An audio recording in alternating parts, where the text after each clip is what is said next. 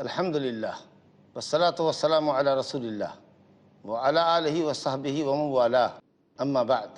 ناظرین کرام، اتباع رسول جس پر دین قائم ہے اس کے لیے ضروری ہے کہ ہم اتباع کو متحقق کرنے کے لیے اور آپ صلی اللہ علیہ وسلم کی خالص اور کامل پیروی کرنے کے لیے ہمارے لیے ضروری ہے کہ کچھ اصول اور ضوابط کو اپنے سامنے رکھیں، کیونکہ اکثر ان قواعد اور ضوابط سے لا علمی کے سبب آدمی اتباع نبی کی اہمیت کو نہیں سمجھ پاتا اور وہ غلطیوں کا شکار ہو جاتا ہے۔ تو اس کے لیے اہل علم نے قرآن و سنت کے اندر غور و فکر کر کے اتباع کے واسطے کچھ ضروری قواعد و ضوابط مرتب کیے ہیں، جن میں سے بعض بنیادی قواعد کا ذکر میں آج کی اس گفتگو میں کرنا چاہتا ہوں۔ ایک مسلمان بنیادی طور پر یہ سمجھ لے کہ اللہ سبحانہ و تعالیٰ کی شریعت مبنی ہے، قائم ہے اللہ کی کتاب قرآن مجید پر اور محمد صلی اللہ علیہ وسلم کی ان حدیثوں پر، ان سنتوں پر جو نقل صحیح سے ہم تک پہنچی ہے۔ یہ کسی کی رائے، عقل اور قیاس پر مبنی نہیں ہے۔ لہٰذا ایک مسلمان کو جو متبع رسول بننا چاہتا ہے، اور اللہ ہر مسلمان کو متبع رسول بنائے، کیونکہ اتباع کے بغیر تو مسلمان ہی نہیں ہے، جو بھی امر و نہی اللہ کی کتاب اور مصطفیٰ صلی اللہ علیہ وسلم کی سنت میں ثابت ہو اس کو بلا چون و چرا بجا لائے اور رائے اور عقل سے اس کا معارضہ نہ کرے، اس پر اعتراض نہ کرے۔ چنانچہ ہمارے سلف صالحین کتاب و سنت کی دلیلوں کے ساتھ چلتے تھے۔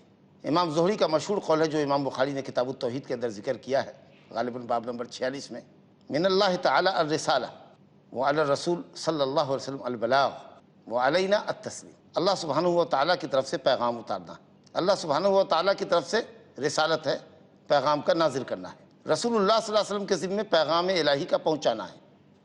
اللہ شریعت اتار چکا، الحمدللہ نبی صلی اللہ علیہ وسلم بھی بلا کم و کاس اللہ کی شریعت کو، اللہ کی امانت کو امت تک آپ نے پہنچا دی۔ آپ نے بھی اللہ کی شریعت امت تک پہنچا دیا۔ اب ہماری ڈیوٹی اور ذمہ داری ہے، امام زہری فرماتے ہیں وہ علینا تسلیم، ہماری ذمہ داری ہے کہ بلا چون و چرا ہم شریعت کو قبول کریں۔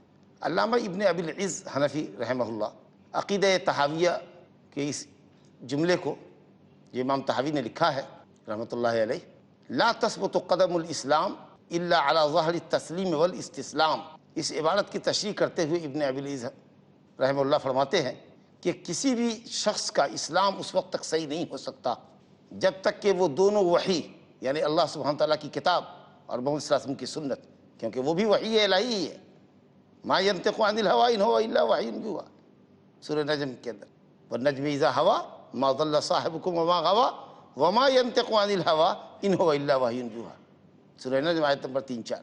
تو علامہ ابن ابی العز فرماتے ہیں کہ جب تک دونوں وحی، اللہ سبحانہ تعالیٰ کی کتاب اور نبی صلی اللہ علیہ وسلم کی صحیح سنت کو جب تک بلا چون و چرا تسلیم نہیں کر لیتا، نصوص کتاب و سنت کو جب تک تسلیم نہیں کر لیتا اور جب تک ان پر عمل نہیں کر لیتا، نصوص کے سامنے اپنے کو جب تک سرنڈر نہیں کرتا، اس وقت تک کوئی شخص مسلمان نہیں ہو سکتا۔ یعنی کسی مسلمان کو کوئی حق نہیں پہنچتا کہ وہ رائے سے، عقل سے اور قیاس سے نصوص صحیحہ، قرآن و سنت کی صحیح اور واضح اور ثابت نصوص کا معارضہ کرے۔ ابو الزناد رحمۃ اللہ علیہ کا قول امام بخاری نے پیش کیا ہے، وہ کہتے ہیں کہ اکثر و بیشتر سنتیں یا بہت سے معاملات میں حق کے پہلو پر اگر غور کیجئے تو بات رائے اور عقل کے خلاف دکھتی ہے، لیکن ایک مسلمان کی ذمہ داری ہے کہ وہ شریعت کو فالو کرے، شریعت کا پابند ہو۔ انہوں نے ایک مثال دی ہے کہ حائضہ عورت روزے کی قضا کرتی ہے، رمضان کے روزوں کی قضا ایک حائضہ کے لیے ضروری ہے، لیکن نماز کی قضا اس کے لیے جائز نہیں، شریعت نے اس کو رخصت دی ہے، بلکہ اگر حیض کی حالت میں نماز پڑھتی ہے تو گنہگار ہوگی۔ اب کوئی یہ سمجھے کہ کیا بات ہے، نماز تو بڑی اہم عبادت ہے، شہادتین کے بعد کلمہ طیبہ لا الہ الا اللہ محمد رسول اللہ کے اقرار کے بعد تو سب سے ضروری چیز نماز ہے، لیکن ایک حائضہ کو نماز سے چھٹی دے دی گئی اور روزے کی قضا کو لازم قرار دے دی گیا۔ ممکن ہے کہ بات بعض لوگوں کی عقل میں نہ آئے۔ علامہ حافظ ابن حجر رحمۃ اللہ علیہ اس قول کی تشریح کرتے ہوئے لکھتے ہیں کہ ابو زناد کا اشارہ شاید حضرت علی رضی اللہ عنہ کی اس قول کی طرف ہے جو مسند احمد ابو داؤد میں ثقات روات سے منقول ہے، لو کان الدین بالرائے لکان اسفل الخف احق بالمسح من اعلیٰ، اگر دین رائے اور عقل پر مبنی ہوتا تو موزے کے نچلے حصے کا مسح، یعنی تلوے کے حصے کا مسح اوپر مسح کرنے کے مقابلے میں زیادہ مناسب تھا۔ کیونکہ آدمی تلوے کے ذریعے چلتا ہے تو ڈسٹ وغیرہ تو تلوے کے اندر لگتا ہے، نہ کہ اوپری حصے کے اندر. لیکن موزے پر مسح میں سنت رسول صلی اللہ علیہ وسلم کی یہ ہے کہ اوپر سے مسح کیا جائے. اگر ہم اس میں اپنی لاجک کو دخل دیں اور جب تک بات لاجک سے مطابقت نہ کرے، نہ مانے، تو ایک صحیح حدیث چھوٹ جائے گی.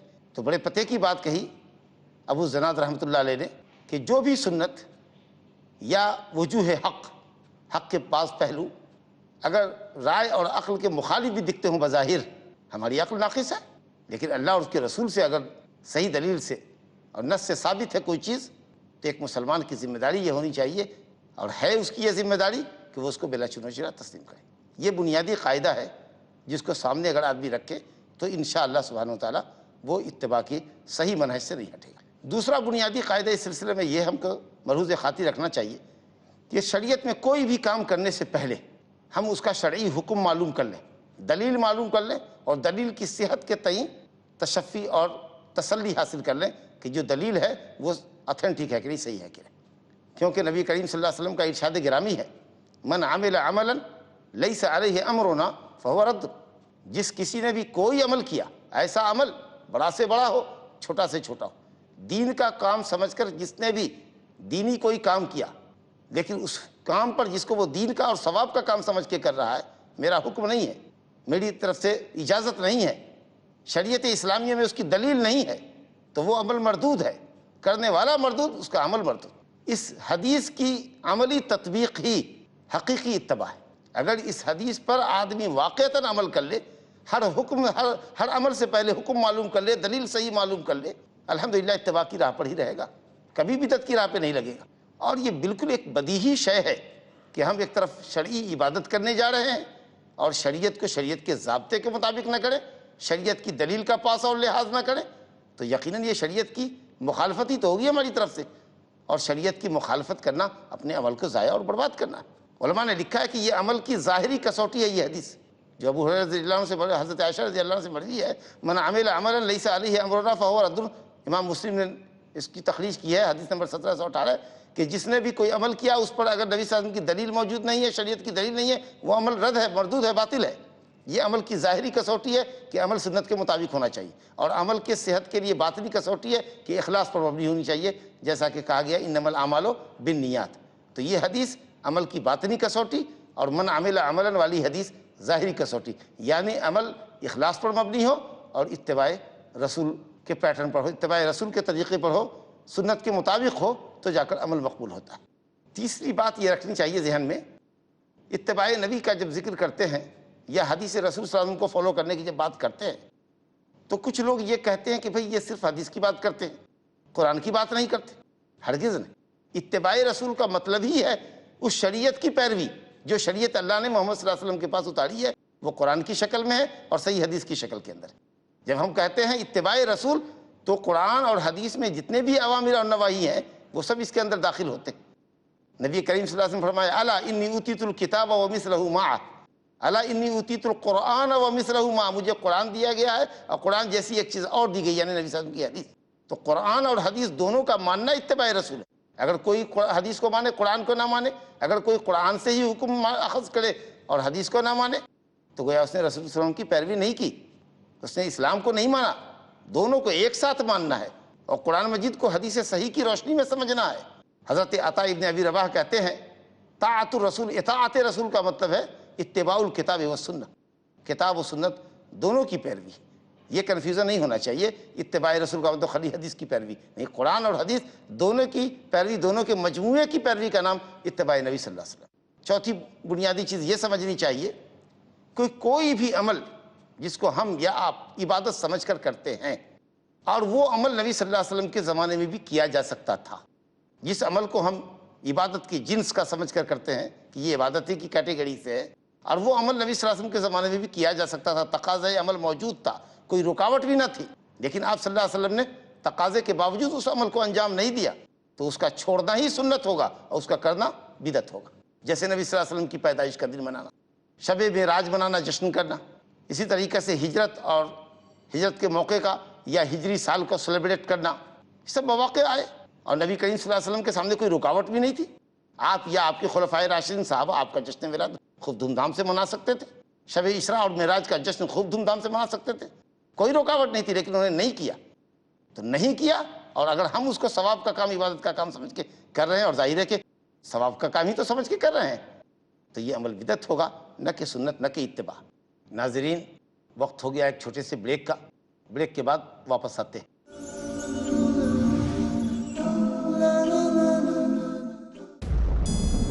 تو مسلمان ہے تو اٹھ خود کو نمازی کر لے، اپنے کردار سے اللہ کو راضی کر لے. عمل کیا جائے، نماز کو اہمیت دی جائے، زکوٰۃ ادا کیا جائے، روزے رکھے جائیں، اللہ نے مال دیا حج کے لیے جایا جائے. بات سے غیبت چغل خوری سے دور رہیں، پڑوسیوں کے حقوق ادا کریں، والدین کے حقوق ادا کریں. ذات سے سود نہ کھائیں، زنا نہ کریں، ناپ تول میں کمی نہ کریں. اپنے ہر عمل سے، عبادتوں کے اہتمام سے. جو رسول اللہ کی اطاعت کرتا ہے حقیقی معنوں میں وہ اللہ کی اطاعت کرتا ہے، اللہ کی بات مانتا ہے. شیخ ثناء اللہ مدنی بتائیں گے عمل وہ جو ضروری ہے. ایسا ہی عمل سب سے اہم چیز ہے. آج ہم اور آپ صحیح فضیلت سے لا علم ہیں. بنائیے کامیاب اپنا مستقبل و حال. فضائل اعمال کل شام 6:30 بجے اور دوبارہ صبح 9:30 بجے انڈیا میں پیس ٹی وی اردو پر.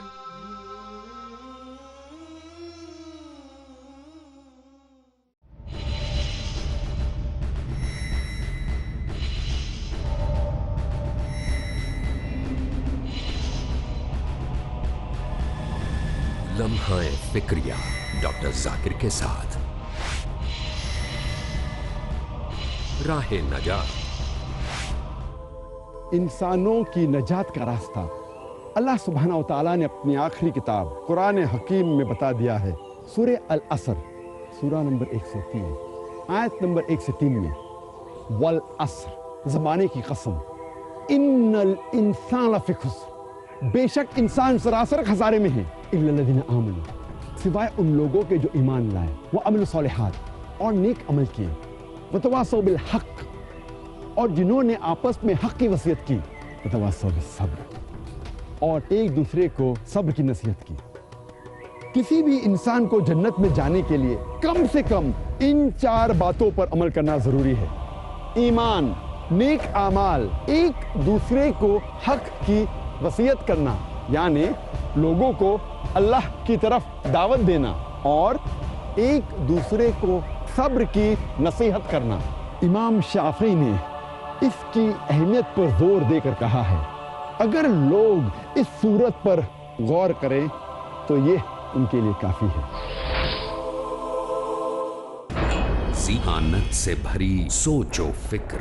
جہیز کا مطالبہ اسلامی نقطہ نظر سے کہاں تک صحیح ہے؟ عالم عرب اور عالم اسلام اس سے ناشنا ہے. شادی جو ہے سادی ہے، اسے سادی رہنے دینی چاہیے. کم خرچ میں بلا اسراف کے ہونی چاہیے، اس سے ہماری معاشرت کمزور ہوتی ہے. دانش مندی سے بھری تعلیمات. یتیم خانے، دینی مدارس اور طلب پہلو ہے. یتیموں کی کفالت کی جائے. پاکیزگی سے بھری گفتگو. ہر آدمی، ہر قبیلے کا، ہر خاندان کا اپنے یتیموں کو سنبھالنے کی ذمہ داری لے. مسلمانوں کے ہم مال کی کمی نہیں ہے، لوگوں کو چاہیے کہ مدد کریں. کوئی بھی آدمی مجبور ہے تو اس کی مدد کرنا تو مسلمان کی ذمہ داری. رہیے عالموں کی صحبت میں تاکہ زندگی کا لمحہ لمحہ ہو خوشنما. مجلس علماء، اگلا پروگرام پیس ٹی وی اردو پر.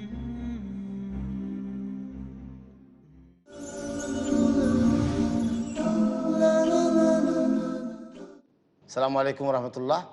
ناظرین، وقفے کے بعد آپ کا خیر مقدم. نبی کریم نے فرمایا من عمل عملا لیس علیہ امرنا فہو رد. اگر آپ کوئی کام کر رہے ہیں، جشن ولادت کر رہے ہیں، یا پھر آپ شب معراج منا رہے ہیں، یا کوئی اور بھی جشن اور جلسے اور جلوس کا اہتمام کر رہے ہیں اور ثواب اور سنت کا کام سمجھ کے کر رہے ہیں، تو آپ کو دلیل معلوم کرنی ہوگی. اور اگر اس پر شریعت کی صحیح دلیل نہیں ہے تو اس عمل کو بدعت کا عمل سمجھ کر اس سے باز رہنا ہوگا. امام مالک رحمۃ اللہ علیہ فرماتے ہیں فما لم یکن یومئذ دینا لا یکن اليوم دینا. جو اس زمانے میں دین نہیں تھا یعنی عہد نبوی میں، وہ آج دین کا جز نہیں بن سکتا. اور ابھی اہل علم کے اقوال آپ کے سامنے اور بھی پیش کیے جانے ہیں. مثال کے طور پر امام ابن کثیر رحمۃ اللہ علیہ فرماتے ہیں کہ اہل سنت والجماعت کا یہ نظریہ ہے. وہ یہ کہتے ہیں کہ ہر قول و فعل جو صحابہ کرام رضوان اللہ علیہم اجمعین سے ثابت نہ ہو، اس کا چھوڑنا سنت اور اس کا کرنا بدعت ہے، کیونکہ اگر اس کا کرنا سنت ہوتا، بہتر ہوتا، تو صحابہ کرام ہم سے پہلے کرتے اور ہم سے سبقت لے جاتے، لیکن جب انہوں نے نہیں کیا تو اس کا مطلب یہی ہے، اہل سنت والجماعت کا طریقہ یہی ہونا چاہیے کہ جس کام کو نبی صلی اللہ علیہ وسلم نے نہیں کیا، خلفائے راشدین نے نہیں کیا، اس سے اپنے آپ کو بچا کے رکھے، کیونکہ اس میں کوئی بھلائی نہیں ہے۔ تمام تر بھلائی سنت کی پیروی میں ہے، منہج صحابہ کی پیروی میں ہے، اس سے ہٹنا گمراہی کو دعوت دینا ہے اور بدعت کی راہ پہ لگنا۔ اسی کے ساتھ یہ بنیادی بات بھی ہم ہمیشہ اپنے ذہن کے اندر رکھیں کہ جو شریعت اللہ سبحانہ و تعالیٰ کی ہمارے پاس ہے قرآن و سنت کی شکل میں، الحمدللہ وہ کامل اور مکمل شریعت ہے۔ دین کے اصول ہوں کہ دین کے فروعات ہوں، عقائد ہو کہ عبادات ہو کہ معاملات ہوں کہ اخلاق ہوں کہ سیاست ہو کہ اجتماعیت ہو کہ اقتصادی معاملہ ہو، تمام معاملات میں قومی مسائل ہوں کہ بین الاقوامی مسائل ہوں، الحمدللہ شریعت کامل اور مکمل ہے۔ تبعات ٹانکے لگانے کی اس میں ضرورت نہیں ہے، اور نہ ہمیں یہ کوئی حق ہے کہ شریعت کے کسی ثابت حکم کا ہم انکار کریں، اس کی مخالفت کریں، اور نہ ہم اپنی طرف سے کسی اضافے کا کوئی حق رکھتے ہیں۔ اللہ نے شریعت مکمل فرمائی۔ اللہ تعالیٰ سورہ مائدہ آیت نمبر 3 میں فرماتا ہے الیوم اکملت لکم دینکم واتممت علیکم نعمتی ورضیت لکم الاسلام دینا۔ اللہ نے دین کو مکمل کر دیا، کہاں گنجائش چھوڑیے کسی اضافے کی اس کے اندر۔ اور اللہ تعالیٰ نے فرمایا وَنَزَّلْنَا عَلَيْكَ الْكِتَابَ تِبْيَانًا لِكُلِّ شَيْءٍ وَهُدًى وَرَحْمَةً وَبُشْرَىٰ لِلْمُسْلِمِينَ، سورہ نحل 89 نمبر کی آیت۔ اللہ تعالیٰ نے قرآن مجید میں ہر چیز کا بیان فرمایا، یعنی قرآن اپنی تشریح سنت کے ساتھ مل کر تمام چیزوں کے بیان اور وضاحت پر مشتمل ہے، کوئی چیز چھوڑی ہی نہیں گئی اس میں۔ لہذا ہرگز اس میں کسی شخص کو جسارت نہیں کرنی چاہیے کہ جو چیز ثابت نہیں ہے اس کو ہم داخل کریں، اور جو ثابت ہے ہم اس کا انکار کرتے ہیں۔ حضرت سلمان فارسی رضی اللہ عنہ سے روایت ہے، صحیح مسلم میں یہ روایت آئی ہے کہ حضرت سلمان فارسی کو بعض مشرکین نے طعنہ دیا، لقد علمکم نبیکم کل شیء حتی الخراء، تمہارے نبی نے تو تم کو ہر چیز سکھلائی، یہاں تک کہ آداب استنجا بھی سکھایا۔ انہوں نے کہا اجل آف کورس، ہم کو آداب استنجا بھی سکھایا کہ ہم قبلے کا استقبال نہ کریں، پیشاب پیخانے میں قبلے کی طرف رخ نہ کریں، اور بعض روایتوں میں کہ قبلے کی طرف پیٹھ نہ پھیریں، یعنی نہ قبلے کی طرف رخ ہو استنجا میں اور نہ قبلے کی طرف پیٹھ ہو۔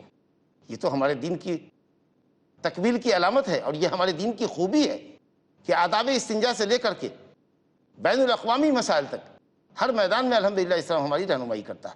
تو اگر یہ اصول بھی ہمارے سامنے رہے تو انشاءاللہ تعالی دین میں کسی بھی اضافے سے ہم گریز کریں گے، کیونکہ اللہ کا دین مکمل ہے۔ اسی کے ساتھ ساتھ ایک بہت ضروری بات جو ہمیشہ ذہن میں رکھنی چاہیے، کچھ لوگ جو عقلیات کے پیچھے دوڑتے ہیں اور عقل اور لاجک اور سائنٹیفک باتیں کرتے ہیں، وہ اسلام کے ہر حکم کو، ہر قانون کو لاجک پر، دماغ، عقل اور سائنسی تحقیقات کے اوپر پیش کرتے ہیں۔ جو چیز ان کی لاجک سے، جو چیز ان کی سائنسی تحقیقات سے میل کھاتی ہے اس کو مانتے ہیں، نہیں تو اس کا انکار کر دیتے ہیں۔ اعوذ باللہ۔ ایک مسلمان کے لیے ضروری ہے کہ وہ شریعت کی بلا چونہ چرا پیروی کرے، چاہے وہ بات اس کی لاجک سے میل کھاتی ہو نہیں ہو، سائنٹیفک بات ہو کہ نہیں ہو۔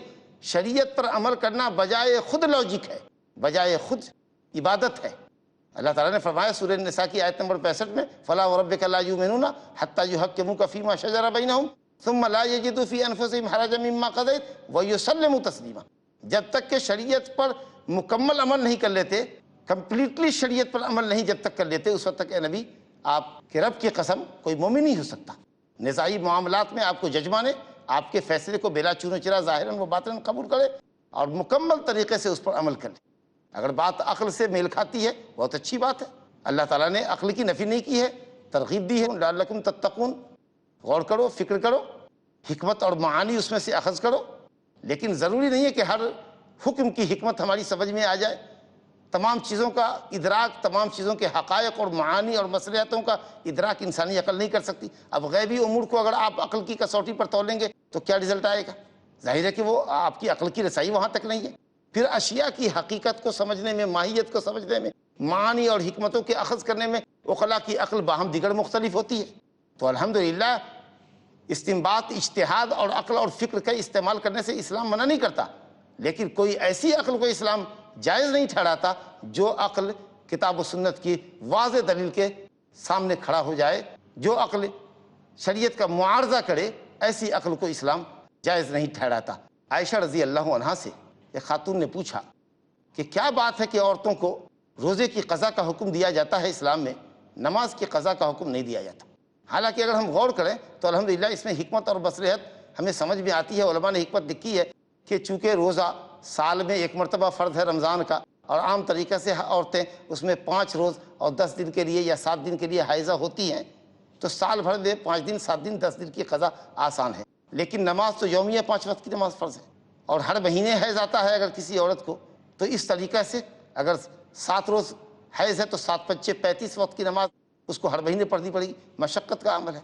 ظاہر ہے کہ یہ حکمت حضرت عائشہ رضی اللہ عنہ سے مخفی نہیں رہی ہوگی، وہ کسی بھی عقل والے کی عقل سے زیادہ عقل رکھتی تھی، اور حکمت اور بصیرت پر ان کی نظر تھی، وہ مزاج شریعت کو سمجھتی تھی، مقاصد شریعت کو ہم سے یا بعد میں آنے والے کسی بھی زبردست عقل کے مالک انسان کے مقابلے میں زیادہ سمجھتی تھی۔ لیکن انہوں نے کیا جواب دیا؟ کننا نحیز فنومر بقضاء الصیام ولا نومر بقضاء الصلاۃ، ہم لوگ کو عہد نبی میں حیض آتا تھا لیکن ہمیں حکم نہیں دیا جاتا تھا نماز کی قضا کا، البتہ روزے کی قضا کا حکم دیا تھا۔ انہوں نے سنت سے استدلال کیا، علت ذکر نہ کی، لہذا ہر چیز کی علت معلوم کریں تو عمل کرتے، یہ گمراہی کی بڑی وجہ ہوتی ہے۔ اس لیے اپنی عقل کو شریعت کے تابع کریں، عقل مکار ہے، عقل عیار ہے، 100 بھیس بدل لیتی، شریعت کے تابع ہم اپنے آپ کو کریں، اپنی عقل کو کریں، اپنی لاجک کو کریں۔ سائنس کی تھوڑیاں بھی بدلتی رہتی ہیں، سائنس ایک چیز کی تحقیق کرتی ہے پھر اس کی تحقیق غلط ہو جاتی ہے، دوسری تھوڑی آتی ہے، دوسرا تجربہ آتا ہے جو پہلے تجربے کو باطل کرتا ہے۔ تو اس لیے اللہ کی شریعت اپنی جگہ ثابت ہے، باقی انسان کی عقلیں اور سائنسی تحقیقات کا کیا ہے، وہ الٹ پھر ہوتی رہتی ہے، اس میں رد و بدل ہوتا رہتا ہے۔ اور ایک آخری چیز آج کی گفتگو میں جو ضروری ہے وہ یہ کہ مشقت بجائے خود کوئی عبادت نہیں۔ کچھ لوگ عبادت میں مشقت کو راہ دیتے ہیں، جتنا تھکیں گے اتنا زیادہ ثواب ملے گا۔ ارے مشروع عبادت جو عبادت اسلام میں جائز ہے اس کو انجام دینے کے لیے اگر آدمی تھکتا ہو، پریشان ہوتا ہو تو یقیناً اس کو ثواب ہے، لیکن بلا وجہ کی پریشانی مول لینا، مثال کے طور پر یہ مثال میری خود ساختہ ہے کہ اگر کوئی شخص کہے کہ نماز ہی تو پڑھنا ہے، ہم ایک ٹانگ پہ نماز پڑھیں گے، سائے میں نماز پڑھنا ہے، کہے کہ نہیں میں دھوپ میں دن بھر نماز پڑھوں گا، خوب پسینہ بہے گا، خوب پسینہ چلے گا تو جا کر ہم کو ثواب زیادہ ملے گا۔ اس طرح کا تشدد اسلام کے اندر نہیں ہے۔ ایک شخص نے نبی صلی اللہ علیہ وسلم نے دیکھا کہ ایک شخص اپنے 2 بیٹوں کے کندھے پر ہاتھ رکھ کر پاؤں گھسٹتا ہوا جا رہا ہے مکہ کو، صحیح مسلم کے اندر روایت ہے۔ آپ نے پوچھا کیا بات ہے؟ کہا انہوں نے نظر مانی ہے کہ مکہ تک یہ پیدل اسی طریقے سے جائیں گے، گھسٹتے ہوئے جائیں گے۔ کہا ان اللہ تعالی غنی عن تعذیب ھذا نفس، اللہ تعالیٰ اس شخص کے اپنے آپ کو تکلیف دینے سے بے نیاز ہے۔ کہو وامرہ ان یرکب، آپ نے حکم دیا کہ کہو سواری چڑھے گا، سواری پر چڑھ کر پہنچے گا۔ تو مشقت بجائے خود عبادت نہیں ہے۔ اللہ سبحانہ وتعالیٰ کا دین آسانی پر مبنی ہے۔ ما یرید اللہ لیجعل علیکم من حرج، اللہ نہیں چاہتا کہ تم پر کوئی تنگی رکھے۔ دین اسلام کی یہ تو خوبی ہے کہ دین فطرت ہے، آسان دین ہے، یہ آیت سورہ مائدہ آیت نمبر 6 کے ہیں۔ لیکن ہاں مشروع عبادت کی بجاوری میں اگر کوئی تکلیف ہوتی ہے تو الحمدللہ اس کے اوپر ہے ثواب۔ حضرت جابر بن عبداللہ کا گھر مسجد نبوی سے دور تھا، انہوں نے چاہا کہ اپنا گھر بیچ لیں اور چلے آئے مسجد کے قریب۔ نبی کریم صلی اللہ علیہ وسلم نے کہا کہ نہیں، اپنا گھر وہیں رہنے دو جہاں تمہارا گھر ہے۔ ان لکم بکل خطوۃ درجہ، تمہارے ہر قدم پر اللہ تعالیٰ تم کو ایک درجہ بلند کرے گا، تمہارا ایک درجہ ہر قدم پر اللہ سبحانہ تعالیٰ بلند کرے گا، اپنا گھر دور ہی رہنے دو۔ ظاہر ہے کہ وہ جو دور سے آ کر نماز پڑھ رہا ہے، اب وہ جس کا گھر مسجد کے بازو میں ہے نماز پڑھ رہا ہے، تو نماز کی حیثیت سے جماعت کا ثواب تو دونوں کو ملے گا۔ لیکن ایک آدمی دور سے چل کر آیا ہے، تھک گیا ہے، یقیناً اس کے چلنے کا تھکنے کا اس کو ثواب ملے گا۔ لیکن کوئی کسی کا گھر مسجد سے قریب ہو اور وضو کر کے وہ 2 کلومیٹر کا راؤنڈ لگا کر آئے اور کہے کہ ہم بھی ذرا تھکتے ہیں، پریشان ہوتے ہیں اور تب ہم کو ثواب ملے گا، تو الحمدللہ یہ مشقت اسلام میں مطلوب نہیں ہے۔ ہاں مشروع عمل جو اسلام میں جائز ہے، جو اسلام کا حکم ہے، اس کو بجا لانے میں اگر کوئی تکلیف ہوتی ہے اور اس پر ہم صبر کرتے ہیں تو باعث اجر و ثواب ہے۔ حضرت عائشہ رضی اللہ عنہ نے حجۃ الوداع کے موقع پر نبی صلی اللہ علیہ وسلم سے الگ سے ایک عمرے کی اجازت مانگی، کیونکہ جب وہ مکہ پہنچی تھی تو حائضہ ہو گئی، عمرہ کے ارکان ادا نہیں کر سکی۔ نبی صلی اللہ علیہ وسلم نے کہا کہ عمرہ کے ارکان ابھی چھوڑو، نیت کو توڑنے کا لیے نہیں کہا اس پر حج کی نیت کر لو یعنی قران کر لو، اور تمہارا حج کا طواف اور سعی، حج اور عمرہ دونوں کے لیے کافی ہوگا۔ صحیح قول میں وہ قارنہ تھی اور ایک طواف اور ایک صحیح حج اور عمرہ دونوں کے لیے کافی ہوتا ہے، لیکن پھر بھی وہ مصر رہی کہ میری شوقیں حج اور عمرہ 2 کر کے الگ جائیں گی۔ 2 مرتبہ انہوں نے طواف کیا، 2 مرتبہ صحیح کی، ہم 1 مرتبہ طواف اور صحیح کر کے جاتے، وہ خلش ہے، لہٰذا مجھے آپ عمرہ کروا دیا۔ آپ نے کہا حضرت عبد الرحمن بن ابو بکر رضی اللہ عنہ سے کہا کہ جاؤ اپنی بہن کو مقام تمیم سے عمرہ کروا کے لے آؤ، لیکن کہا سنو اجر کے علی قدر نفقتک و نسبک، تمہارا اجر تمہارے نفقہ اور تمہارے تھکن کے اعتبار سے ہے۔ ظاہر ہے کہ جو جتنی دور سے آئے گا عمرہ کرنے کے لیے، ہندوستان سے جا رہا ہے اور ایک آدمی سعودی عرب کے شہر سے کر رہا ہے، دونوں کے اجر اور ثواب میں فرق پڑے گا۔ تو بہرحال ان اصول کو، جن میں سے بعض اہم اصول اتباع کے اصول میں سے جن بعض اہم اصول کا ذکر کیا گیا ہے، اگر ایک مسلمان مرد اور عورت ان اصول کو اپنے سامنے رکھے تو انشاءاللہ تعالیٰ اتباع کی راہ پر چلنا اس کے لیے آسان ہوگا اور بدعت سے بچنا اس کے لیے آسان تر ہو جائے گا۔ اللہ سبحانہ و تعالیٰ ہمیں اور آپ کو شریعت کا تابع بنائے، اتباع نبی صلی اللہ علیہ وسلم کی توفیق بخشے،